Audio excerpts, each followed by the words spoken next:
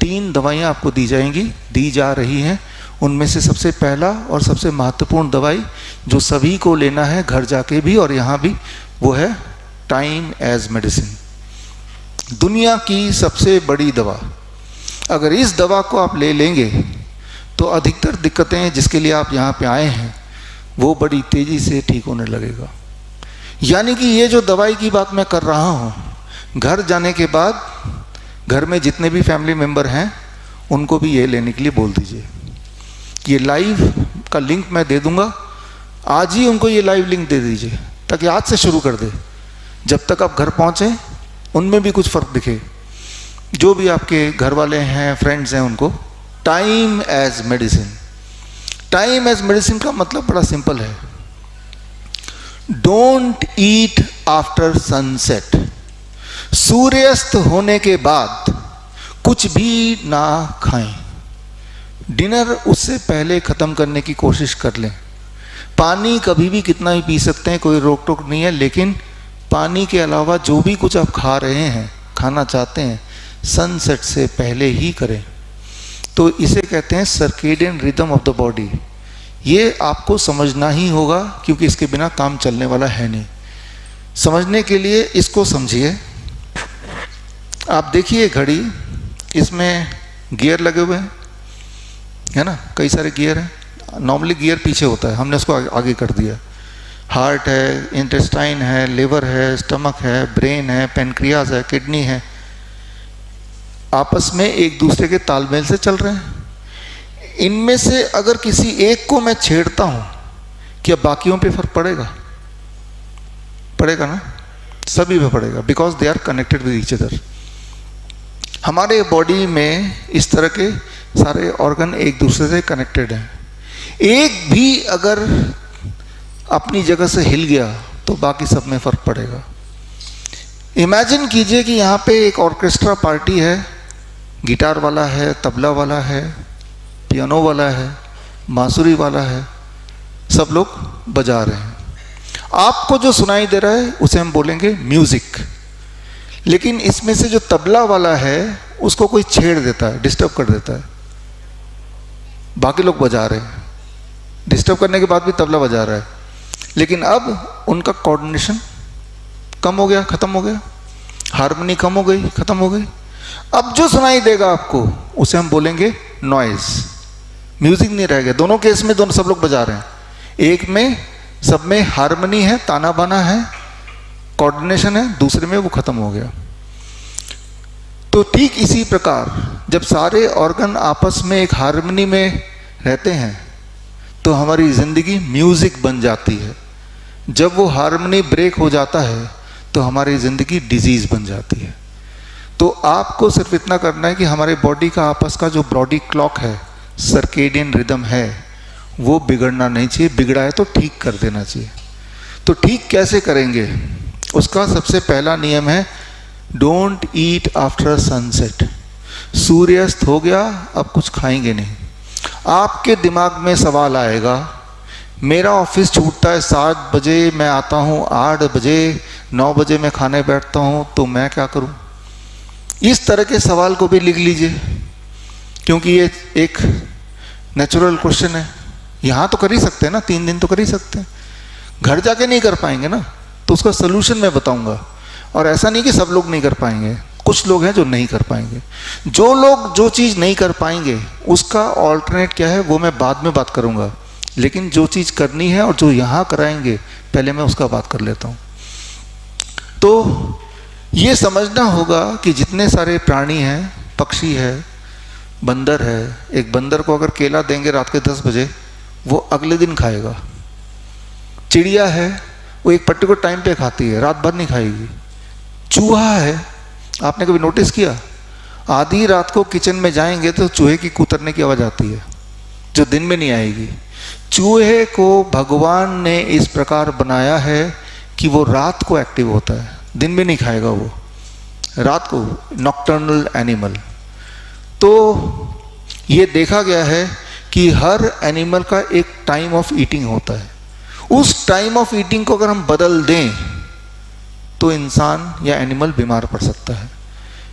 तो इसको समझने के लिए कई सारे एक्सपेरिमेंट्स हुए। उनमें से एक एक्सपेरिमेंट, चूहे को इकट्ठा कर लिया, 100 चूहों को, 50 चूहों को एक पिंजरे में रख दिया, 50 चूहों को एक और पिंजरे में।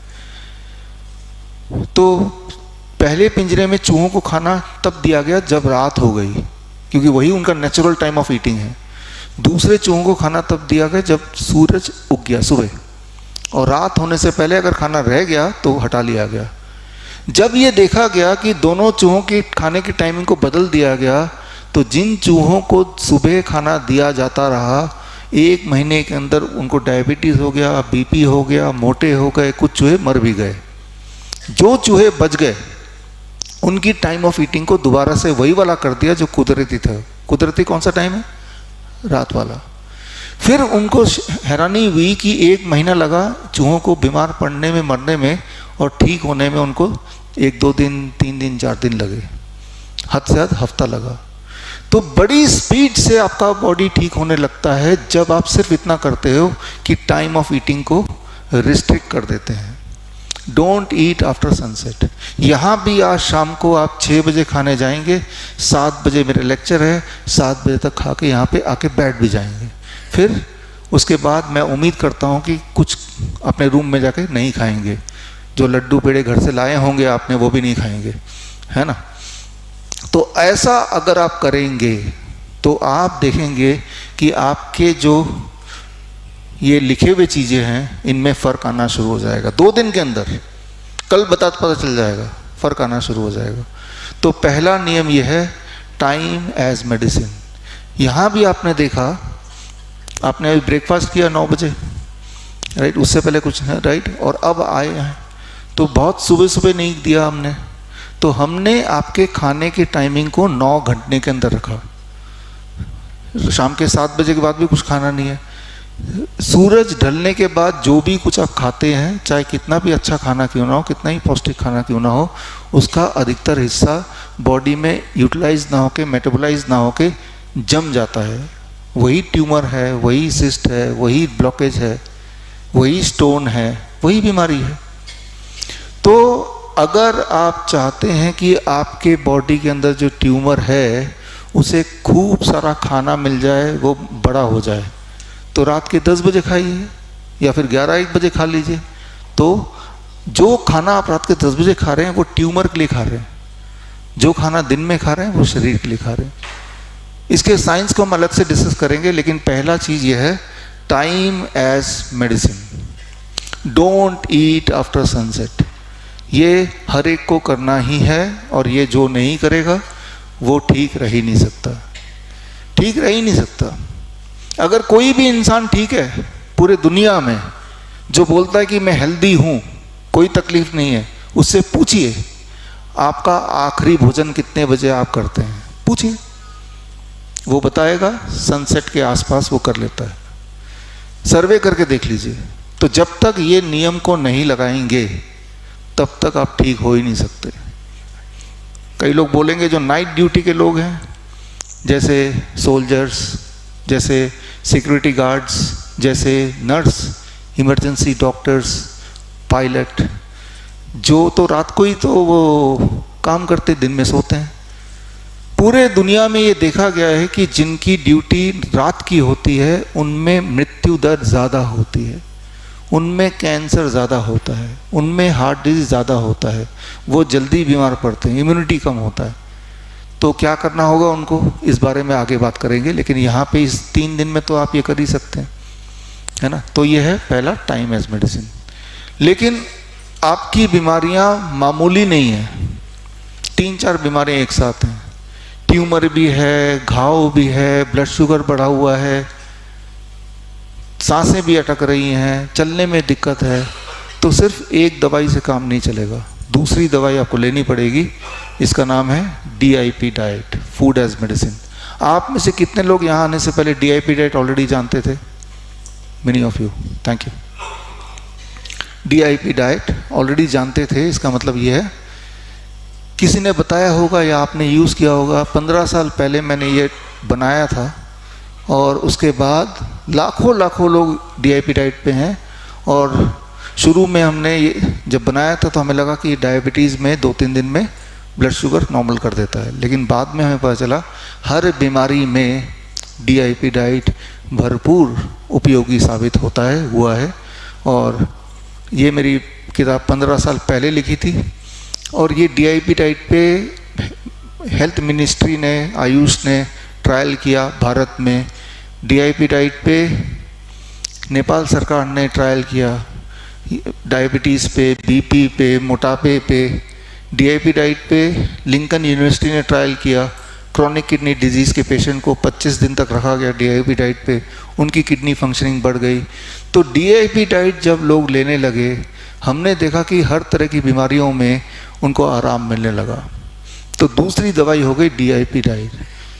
तो DIP डाइट कैसे लेना है? सुबह सुबह 12 बजे तक आपको फलों पे रहना है। अभी फल खा के आए ना, फ्रूट ब्रेकफास्ट यही किया। 3 से 4 तरह के फल अपने पसंद के। कितना खाना है? अपने वेट अनुसार, आपका बॉडी वेट इंटू 10। मेरा वेट है 70 kg, इंटू 10 700 ग्राम।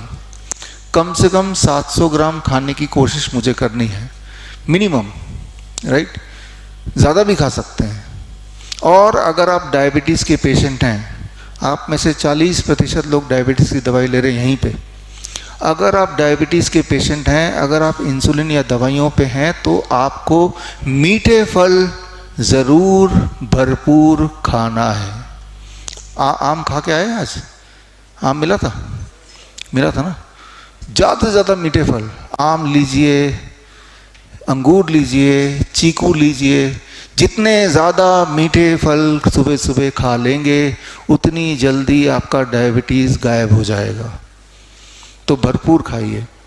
आपको लग रहा होगा मनी मन, अरे 15 साल से मैंने आम नहीं खाया क्योंकि मेरा शुगर बढ़ जाता है। शुगर, क्योंकि आपने आम नहीं खाया इसीलिए शुगर बढ़ जाता है, उल्टा है। आप यहाँ पे देखेंगे कि भरपूर फल खाया, ऊपर से आम खाया, उसके बावजूद भी आपका शुगर लेवल डाउन होगा। उसके बावजूद नहीं, उसकी वजह से शुगर डाउन होगा। Try to understand that. जिन चीज़ों से आप ठीक हो सकते हैं, आपके डॉक्टर ने उन्हीं चीज़ों को आपको खाना खाने से मना किया है, लिहाजा आप कभी ठीक हो ही नहीं पाए। कल शाम को 7 बजे हम देखेंगे कि आप इस तरह का नाश्ता आज किया, कल भी करेंगे, क्या आपकी दवाई रहती है या चली जाती है? ब्लड शुगर बढ़ता है या घटता है? इंसुलिन कम होता है या नहीं कम होता है? तो भरपूर आपको पेट भर के, जितने में पेट भर जाए, मन भर जाए, आपको फल खाना है 12 बजे तक। कुछ और नहीं खाना है, नथिंग एल्स। रोटी, सब्जी, ब्रेड, टोस्ट कुछ भी नहीं खाना है। भूखे नहीं रहना है, खाना है लेकिन फल खाना है पेट भर के। बीमारी चाहे कोई भी क्यों ना हो, क्रॉनिक किडनी डिजीज़ है, डायबिटीज़ है, BP है, हार्ट है, ये सारी बीमारियों के नाम तो डॉक्टर ने दिया आपको। आपके लिए तो वो चार्ट है जो मैंने बताया आपको। तो ये 12 बजे तक यही करना है सभी को। लंच और डिनर में 2 प्लेट लेना है, प्लेट 1 एंड प्लेट 2। 2 प्लेट लेके खाना है, प्लेट 2 और प्लेट 1। ये जो प्लेट है इसमें वही सारा कुछ खाना है जो अभी तक खाते आए हैं। रोटी, सब्जी, दाल, चावल, इडली, डोसा, उल्टा सीधा सब कुछ इसमें रख देना है जो खाते आए हैं। यानी कि जो भी कुछ आप खाते आए हैं उनको मैं रिस्ट्रिक्ट नहीं कर रहा हूँ, लेकिन मैं साथ में ऐड कर रहा हूँ प्लेट 1। वो खाने से पहले आपको सलाद खाना है। 3 से 4 तरह के वेजिटेबल्स आपको लेने हैं जो कच्चा आप खा सकते हैं। टमाटर, खीरा, मूली, गाजर, ककड़ी, मटर, सलाद पत्ता, लाल, पीली, हरी शिमला मिर्च, प्याज वगैरह। या तो स्टीम करके, स्टीम या कच्चा। पहले ये खाएंगे कितना? Body weight into 5। मेरा बॉडी वेट 70 kg इंटू 5 350 ग्राम, नहीं तो 300 ग्राम, नहीं तो 250 ग्राम तो खा ही लीजिए। जब आप इतना खाएंगे तो इंटरेस्टिंग बात यह है कि आपकी भूख बढ़ जाएगी, उल्टा। और जो अभी आप 4 रोटी खाते हैं लंच में, तो आज भी 4 रोटी वाली भूख रहेगी। तो आपकी खाने की क्वांटिटी मैंने कम नहीं की बल्कि उल्टा बढ़ा दिया। आज जब इस लेक्चर के बाद लंच के लिए बैठेंगे तो इसी तरह आपको खाना है। पहले ये प्लेट मिलेगा, फिर ये प्लेट मिलेगा।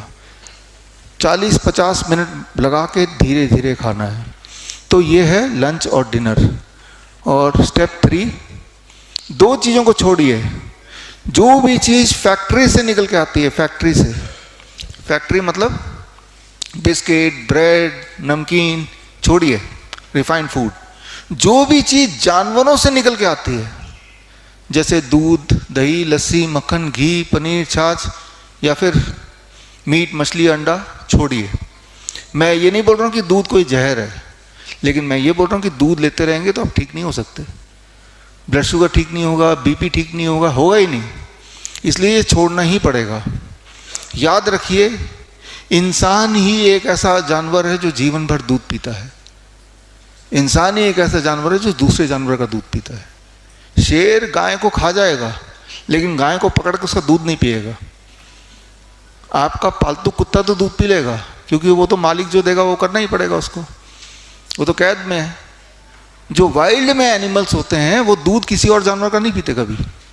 नेचर के नियम को अगर आप ब्रेक करेंगे तो नेचर आपको सजा जरूर देगी, बीमारी के रूप में।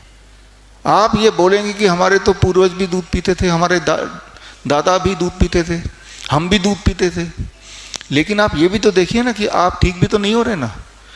अब 3 दिन के लिए छोड़ के देखिए, अगर भरपूर बचपन से लेकर अभी तक दूध पिया है तो 3-4 दिन, 7 दिन, 10 दिन दूध नहीं भी पिएंगे तो हड्डियां गल तो नहीं जाएंगी, कैल्शियम एकदम गायब तो नहीं हो जाएगा। इसके बारे में बात करेंगे, फिलहाल ये छोड़ना है। दिन भर में कभी भी अगर आपको कुछ मन करे तो ड्राई फ्रूट्स मुट्ठी भर खा सकते हैं, स्प्राउट्स मुट्ठी भर खा सकते हैं। दिन भर में फल 12 बजे के बाद भी 6 बजे से पहले पहले खा सकते हैं। धूप में बैठिए 40 मिनट, 40 मिनट नहीं बैठना तो 20 मिनट बैठिए, बैठिए ज़रूर, सुबह, दोपहर, शाम, जब मर्जी बैठिए ज़रूर। तो ये है मेडिसिन नंबर 2, DIP डाइट। जब ये दोनों चीज़ें साथ साथ करेंगे, time as medicine, food as medicine, तो आपके ठीक होने की रफ्तार काफ़ी तेज़ी से बढ़ जाएगा। जैसे हमने देखा है, आप में से कई लोगों ने यहाँ पे लिखा है आपको कॉन्स्टिपेशन है, पेट की बीमारियाँ हैं। आप देखेंगे तीसरे दिन तक इन्हीं में से, आप ही में से बहुत लोगों को एकदम ठीक हो जाएगा, जस्ट बाई एडिंग दिस। लेकिन आपको और तेज़ी से ठीक करना है। आप में से कई लोगों की परेशानी क्या है कि आपके बॉडी के अलग अलग जगह पे पेन है, दर्द है। दर्द को कैसे गायब करें? सिर में दर्द है, किसी के घुटने में दर्द है, किसी के पूरे बॉडी में दर्द है। दर्द को गायब करने के लिए, हर तरह के इन्फ्लेमेशन को गायब करने के लिए आपको एक तीसरी दवाई लेनी पड़ेगी, उसका नाम है 0 वोल्ट एज मेडिसिन। एक बात याद रखिए कि आपकी शरीर की इम्यूनिटी तो पता है हमें, सबसे ज़्यादा रहती है जब आपके बॉडी का वोल्टेज 0 रहता है, 0 वोल्टेज, राइट। इस वक्त आपकी मेरा वोल्टेज 0 नहीं है, आपका 0 है। जिन लोगों ने चप्पल उतार के आपके पैर एक चटाई के ऊपर रखे हुए हैं, चटाई में ध्यान से देखेंगे तो तार लगे हुए हैं, तार लगे हैं ना, वो तार अगर ध्यान से देखेंगे बाहर जाके ग्राउंडिंग हो रहे हैं, अर्थ से जुड़े हुए हैं। तो आप इस वक्त रूम में बैठे हुए भी जमीन से जुड़े हुए हैं, इसे अर्थिंग कहते हैं। मेरे आने से पहले 0 वोल्ट मीटर करके दिखाया था आपको, देखा था ना। तो जब भी आप जमीन में टच करते हैं अपने पैर को, हाथ को, शरीर को, 10 सेकंड के अंदर आपकी बॉडी की वोल्टेज 0 हो जाती है। और जब बॉडी की वोल्टेज 0 हो जाती है तो आपकी इम्यूनिटी तेजी से बढ़ती है उसी वक्त। और तब अगर आप जमीन से जुड़े रहते हैं लगभग 1 घंटा जमीन में जुड़ने का मतलब है 1 पेन किलर। आपको दर्द है, पेन किलर लेना है, जमीन से जुड़ जाइए। एक कुर्सी लीजिए बाहर, ऐसा एक प्लास्टिक का कुर्सी, और लेके जूते चप्पल उतार के जहाँ घास हो, मिट्टी हो, बैठ जाइए नंगे पैर 1 घंटा। फिर अपने आप से पूछिए मेरा दर्द कम हुआ क्या? और मैं जानता हूं कि आपका दर्द कम होगा। क्यों? क्योंकि धरती से लिटरली इलेक्ट्रॉन बॉडी में आते हैं और जहां जहां इन्फ्लेमेशन है, घाव है अंदर, उसको भरते हैं, जिससे दर्द का एहसास और दर्द का कारण कम होने लगता है। तो ये ग्राउंडिंग यानी कि 0 वोल्ट, ये आपको रोज करना है, अभी भी कर ही रहे हैं क्योंकि आप इस मैट में बैठे हैं। रात को जब आप सोए थे तो 0 वोल्ट बेडशीट था आपके पास, तो रात भर आप जमीन से जुड़े हुए थे बेड पे सोने के बावजूद भी। जब आप यहाँ से तीसरे दिन संडे को जाएंगे, आप सबको एक 0 वोल्ट बेडशीट दी जाएगी, वो इसी कैंप का हिस्सा है, ताकि घर जाके भी उसको बिछाएं। कैसे बिछाना है, कैसे यूज़ करना है, वो मैं आपको सिखाऊंगा।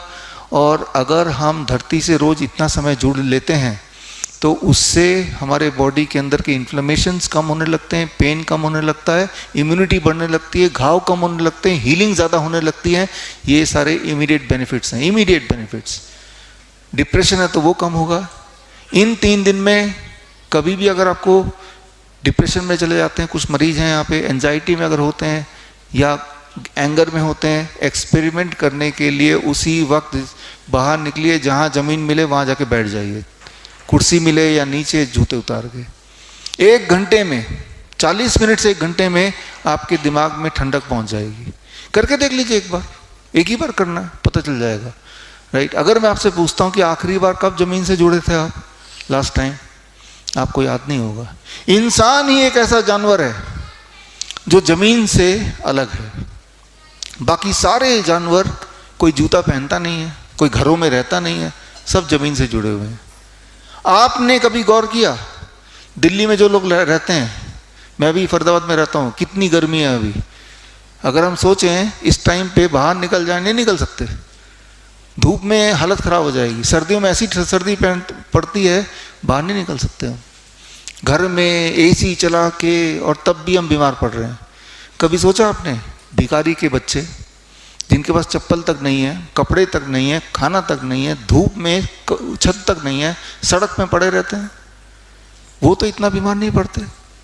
उनका तो इंसुलिन डिपेंडेंसी नहीं होती, उनका तो किडनी फेल नहीं होता, उनकी तो हार्ट फेल नहीं होते, सालों साल जिंदा रहते हैं। छोटा मोटा कोई बीमारी हो गई तो हो गई, हाइजीनिक भी नहीं होते। उनके पास एक चीज़ है जो आपके पास नहीं है, उनकी परिस्थिति इस प्रकार है कि वो जमीन से हमेशा जुड़े रहते हैं। नंगे पैर घास में, मिट्टी में खेलना उनकी मजबूरी है, जिसकी वजह से वो इम्यूनिटी उनकी पीक में रहती है, वो बहुत ज़्यादा बीमार नहीं पड़ सकते। चाहे फिर वेदर कंडीशन कितना भी खराब है, वो झेल सकते हैं, हम नहीं झेल सकते। आप एक एक्सपेरिमेंट करके देखिए कि रोज धरती से जुड़ना है, करीब 45 मिनट्स टू 1 आवर नंगे पैर घास में चलना है। आप देखेंगे कुछ दिनों के अंदर ये एसी की आवश्यकता नहीं पड़ेगी, गर्मी बहुत ज़्यादा गर्मी नहीं लगेगी, और सर्दी बहुत ज़्यादा सर्दी नहीं लगेगी। बहुत सारे कपड़े पहनने की आवश्यकता नहीं पड़ेगी, या एसी की ज़रूरत नहीं पड़ेगी गर्मी के मौसम में। इतना पावरफुल है धरती से जुड़े रहना। एक पक्षी जब पेड़ पे बैठती है तो पेड़ के माध्यम से धरती पे जुड़ी होती है। पेड़ भी वो लाइव है, कंडक्टिव है, कंडक्टिव, वो लकड़ी नहीं है, वो जिंदा है। लकड़ी तो तब बनती है जब हम काट देते हैं, तो पेड़ के माध्यम से वो 0 वोल्ट पे है। ये दवाई हमारे जिंदगी से मिसिंग है, हम पूरी तरह नहीं ठीक हो सकते, इसीलिए नहीं ठीक हो सकते। और ये इंपॉर्टेंट बात क्या है, ये मुफ्त में मिलती है, इसे कैद नहीं कर सकते, है ना। तो ये 3 दवाइयाँ जो आपको यहाँ तो लेनी है और घर पे भी लेनी है, और इसको जब लेंगे 2 दिन के अंदर, कल शाम तक आप नतीजा खुद ब खुद देखेंगे। Tomorrow by 7 PM। बीपी है, शुगर है, दर्द है, नींद है, डिप्रेशन है, ब्रेथलेसनेस है, अस्थमा है, जो इनहेलर पे आप में से कुछ लोग, एकदम छूटने लगेगा। दिन में 2 बार इनहेलर लेते हैं तो 1 बार भी जरूरत नहीं पड़ेगी 2 दिन के अंदर। तो ये तो हो गए 3 दवाइयाँ। अब कुछ पेशेंट आप में से हैं जो ज़्यादा बीमार हैं, पैरों में सूजन, पैर इतने फूल गए। आप ही में से अभी तो लिफ्ट में मैं आ रहा था, देखा मैंने एक पेशेंट व्हील चेयर पे है ना उधर, हाँ, तो व्हील चेयर पे है, इसके बाद चलना भी मुश्किल है, तुमको चलाना भी है, सूजन भी घटानी है। कितने दिन है हमारे पास, यही 2 दिन है।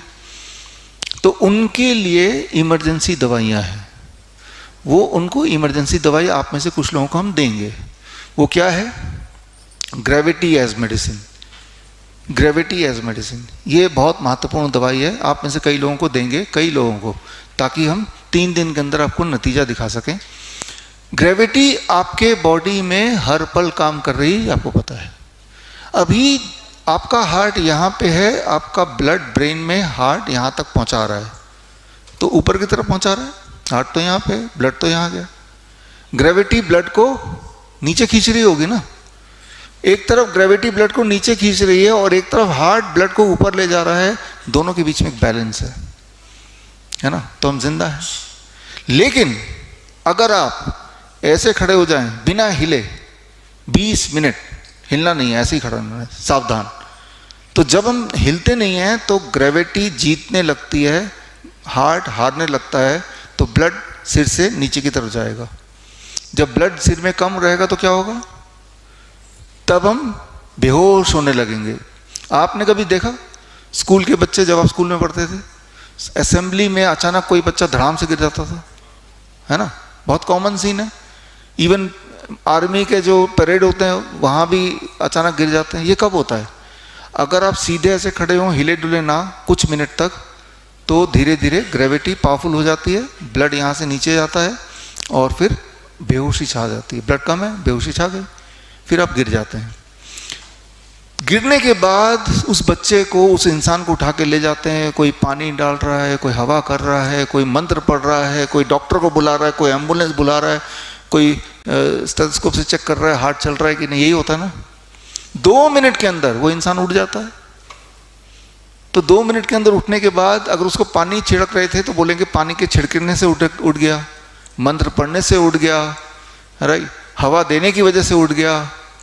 तो इस तरह से, लेकिन समझना होगा, यहाँ समझिए, मैं खड़ा हूँ और आप लोग बैठे हैं, मान लो मेरा हार्ट ज़मीन से ज़्यादा ऊपर है आपके मुकाबले, यानी कि मेरे हार्ट को ज़्यादा मेहनत करनी पड़ रही है ब्लड को यहाँ लेने के लिए, मेहनत करनी पड़ रही है।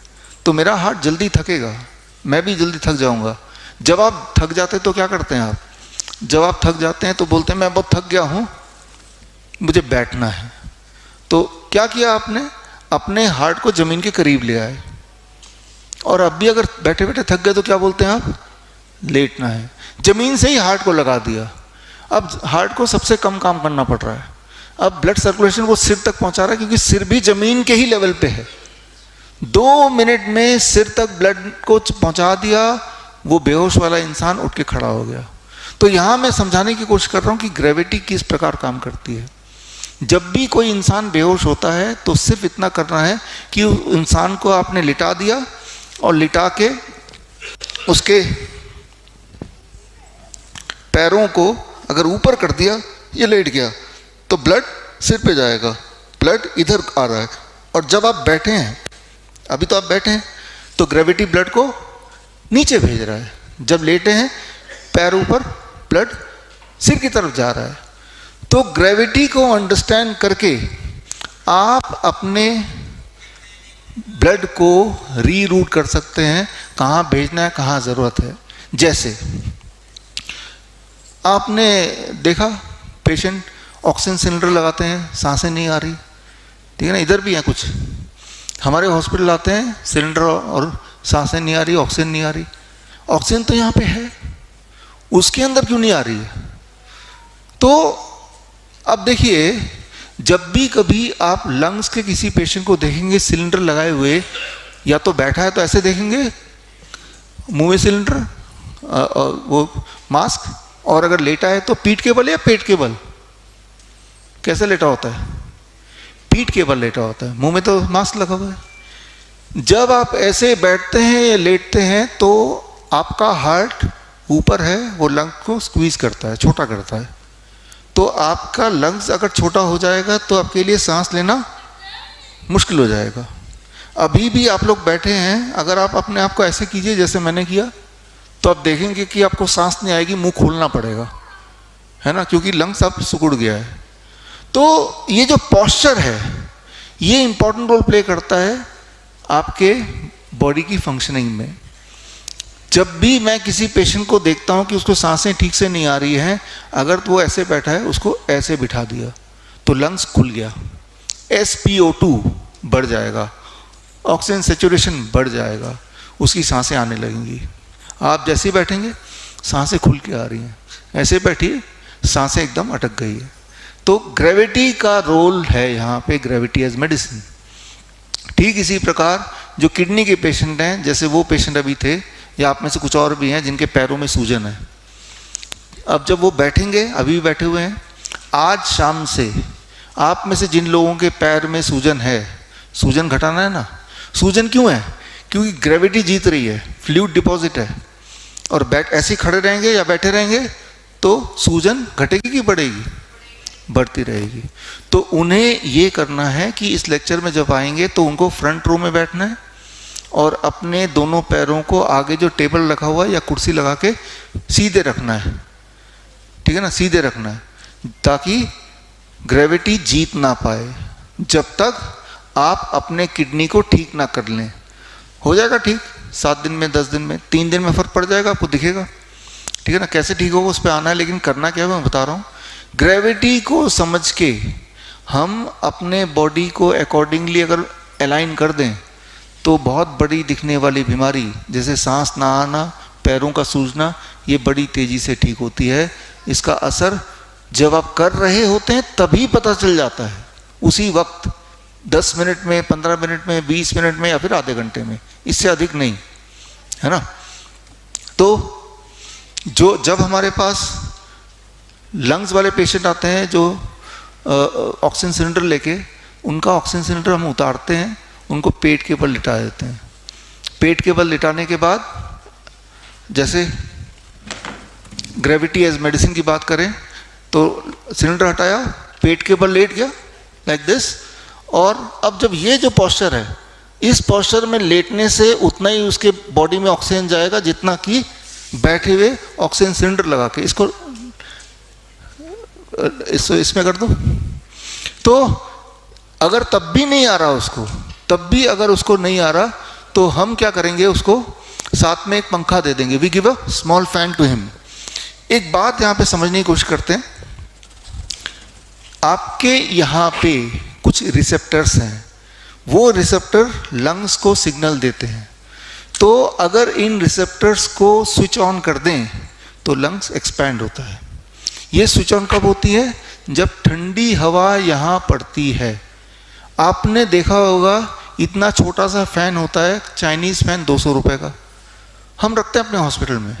सिलेंडर हटा के उसको चाइनीज़ फैन पकड़ाते हैं, 6 इंच दूर ऐसे बिठा देते हैं और फैन ऑन, यहाँ पे हवा पड़ रही है, उसकी लंग्स एक्सपैंड हो रहा है, सांसें आने लगी, SpO2 बढ़ गया, बात ख़त्म हो गई। बोलने का मतलब यह है कि इस तरह से हम ग्रेविटी को यूज़ करके लंग्स को एक्टिवेट करते हैं, ग्रेविटी को यूज़ करके हार्ट को एक्टिवेट कर सकते हैं, ग्रेविटी को यूज़ करके किडनी को एक्टिवेट कर सकते हैं। किडनी को कैसे एक्टिवेट करेंगे? किडनी को एक्टिवेट करने के लिए जैसे वो पेशेंट हैं अभी जिनके पैरों में सूजन है, अगर मुझे अभी ठीक करना है सूजन, तो मैं क्या करूँगा, उनको बिठा दिया, लिटा दिया, जो मैंने अभी बताया, अब पैर ऐसे और वो लेट गए। अब जो फ्लूइड है, जो ब्लड है, वो यहाँ किडनी पे आएगा। जब किडनी पे ब्लड आएगा तो किडनी ज़्यादा फंक्शन करेगी, और किडनी फंक्शन करेगी तो जो फ्लूइड डिपॉजिट है वो पेशाब के रास्ते वो निकलने लगेगा। तो ये आपको समझना पड़ेगा कि इसे हम कहते हैं हेड डाउन टिल्ट। ये तो चेयर पे नहीं आ करके उनका बेड, मान लीजिए ये उनका बेड है, बेड में इस तरफ सिर है, इस तरफ उनका पैर है। किडनी वाले की बात कर रहा हूँ, किडनी मतलब जिनके पैरों में सूजन है। जिस तरफ पैर हैं उस तरफ यहाँ 3-3 ईंटें रख दिया तो ये ऊंचा हो गया, पैर ऊपर सिर नीचे। ऐसे पेशेंट को हम 2 घंटे लिटा के रखते हैं। तो 2 घंटे, अभी तो जब मैं खड़ा हूँ तो ब्लड ग्रेविटी नीचे खींच रहा है, तब ब्लड ग्रेविटी सिर की तरफ ले जाएगा किडनी से होते हुए। जब ये पेशेंट ऐसा करते हैं 15 दिन तक तो उनकी सूजन की समस्या खत्म हो जाती है, फिर करना वो बंद कर देते हैं, यानी कि किडनी ठीक हो गई। तो ये जो मैं आपको बता रहा हूँ इसे कहते हैं हेड डाउन टिल्ट। ये जो मैं आपको बता रहा हूँ इसे कहते हैं gravity as medicine. Try to understand this. तो आप में से कुछ लोगों को ये थेरेपी कराएंगे बेस्ड ऑन कि आपकी रिक्वायरमेंट क्या है। अब कुछ और इमरजेंसी पेशेंट्स हैं जिनको हम एक और मेडिसिन देते हैं इमरजेंसी में, that is called heat as medicine. Heat as medicine क्या है? याद रखिए, जहाँ कहीं भी आप चाहते हैं कि जल्दी हीलिंग हो जाए, दर्द कम हो जाए, वहाँ हीट पहुँचा देंगे तो हीट इम्यूनिटी को अपनी तरफ अट्रैक्ट करता है। जैसे घुटने का दर्द है, दर्द यहाँ पे है, इसे ठीक करना है तो हीट यहाँ चाहिए, घुटने पे चाहिए। तो हम पंचकर्मा थेरेपी से, हीट थेरेपी से इम्यूनिटी को यहाँ इकट्ठा करने की कोशिश करते हैं। इम्यूनिटी ठीक करता है आपको, दवाई ठीक नहीं करेगी, वो तो सिर्फ इम्यूनिटी को यहाँ बुलाएगी, ठीक आपकी बॉडी करती है। इसको समझते हैं हम हीट एज मेडिसिन। आप में से कुछ लोगों ने हॉट वाटर इमर्शन में बैठे कल, हॉट वाटर इमर्शन टब 1 2 3 4 5 6 7। तो कुछ आप में से पेशेंट्स हैं जिनको इतने बड़े टब में गर्म पानी में गर्मी के मौसम में 30 मिनट के लिए बिठा दिया। आपके बॉडी इतना पानी के अंदर, इतना बॉडी पानी के बाहर, हीट एज मेडिसिन। यानी कि इतना पानी के जो अंदर है इसमें आपका एटमॉस्फेरिक प्रेशर ज़्यादा होगा, ये पानी के बाहर एटमॉस्फेरिक प्रेशर कम है। जब पानी के अंदर आप बैठते हैं और पानी का टेम्परेचर 40 डिग्री का होता है तो आपका स्किन बन जाता है थर्ड किडनी। जो भी चीज़ें आपके बॉडी में है जो बॉडी को नहीं चाहिए, पोटेशियम हो सकता है, क्रेटिनिन हो सकता है, कोलेस्ट्रॉल हो सकता है या एक्स्ट्रा शुगर हो सकता है, जो भी चीज़ बॉडी को तकलीफ कर रही है स्किन के रास्ते बाहर निकलने लगता है। और आपको कैसे पता चलेगा आप ठीक हो रहे हैं? आपकी बीपी कम होगी, आपका यूरिन आउटपुट बढ़ जाएगा, आपकी खुजली कम होने लगेगी, आपकी स्वेलिंग कम होने लगेगी, आपका दर्द कम होने लगेगा। तो अगर भयंकर दर्द है तो भी हम यही करते हैं, भयंकर सूजन है तो भी हम यही करते हैं, यूरिन आउटपुट कम या नील है तो भी हम यही करते हैं। तो इसे कहते हैं हीट एज मेडिसिन। क्या आप में से कुछ लोग ऐसे भी हैं जिनको हमने कल एक बाल्टी के अंदर दोनों पैर रख के बिठा दिया? ऐसे हैं, ऐसे 1 2 3 4, ऐसे भी कुछ पेशेंट हैं। मतलब जो आपने मेडिकल हिस्ट्री हमें बताई उसके अनुसार कौन सी थेरेपी आपके लिए ठीक रहेगा वो हमने किया। जैसे ये एक्सपेरिमेंट करके देखिए, यहीं पे करके देखिए। एक बाल्टी लिया, उसमें 42 डिग्री सेल्सियस पानी रखा, गर्म पानी, और दोनों पैर को ऐसे चेयर पे बैठ के उस पानी के अंदर डाल दिया। आधे घंटे अगर ऐसा करते हैं, और टेम्परेचर मेंटेन होना चाहिए, पानी का टेम्परेचर कम नहीं होना चाहिए। आधे घंटे के अंदर आपका बीपी नीचे आएगा। अगर आपको बुखार है तो वो ख़त्म हो जाएगा, अगर आपको स्ट्रेस है वो ख़त्म हो जाएगा, अगर आपको नींद नहीं आ रही तो नींद आने लगेगी। तो इसे हम बोलते हैं हीट एज मेडिसिन। सिर्फ आधे घंटे में कोई दर्द है तो वो कम होने लगेगा। क्यों? क्योंकि एक हार्ट ये रहा, और मेडिकली हमारे पास 2 हार्ट है, दूसरा हार्ट है ये काफ मसल्स। काफ मसल्स को कहते हैं the second heart. Second heart को जब हम एक्टिवेट करते हैं तो 2 हार्ट एक साथ आपकी बॉडी के लिए काम कर रहा है, डबल इंजन। तो बहुत सारी जो परेशानियां हैं हमारे हेल्थ वाइज वो ठीक होने लगती हैं। ख़ास तौर पे फीवर है तो वो ठीक होगा, बीपी हाई है तो वो लो होगा, स्ट्रेस है तो वो कम होगा, नींद नहीं आ रही तो नींद आने लगेगी। तो इस तरह से इमरजेंसी में हम ये भी करते हैं। तो यहाँ मैं सिर्फ उदाहरण दे रहा हूँ कि कौन कौन सी दवाइयाँ और क्यों आपको दी जाएंगी। इसलिए क्योंकि ये बड़ी तेज़ काम करती है, वेरी फास्ट। कल तक रिजल्ट दिखेगा आपको, और कोई नुकसान है ही नहीं, नो साइड इफ़ेक्ट, और एक ही दवाई से कई सारे चीज़ों को एक साथ एड्रेस कर रही है ना। तो ये सारा कुछ आप इन 3 दिन में ऑलरेडी देख ही रहे हैं।